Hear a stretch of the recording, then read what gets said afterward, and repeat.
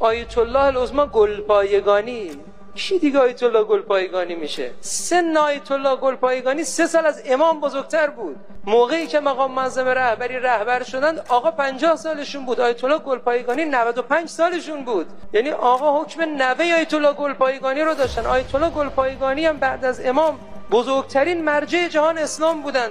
آیت الله گلپایگانی یک عبا برای مقام معظم رهبری میفرستند، پیام میدن به رهبری بگید اگر کار خلافی مرتکب شد من تذکر میدم، اگر انجام داد که انجام داد، اگر انجام نداد من سکوت میکنم، چون من تضعیف ایشون رو حرام میدونم. اون گفته بود فلانی بدونه، من از ایشون تایید خواهم کرد و حمایت خواهم کرد. اگر یک وقتی چیزی به نظرم برسه علنی نمیگه، به خود ایشون میگه. اگر گوش کرد چه بود، اگر گوش نکرد دیگه نمیگه. بودن که من تضعیف نظام را حرام من هم ازشون شنیدم در اولی که جنگ شد. مرجعی مثل آیت الله گلپایگانی داره چنین چیزی رو میگه.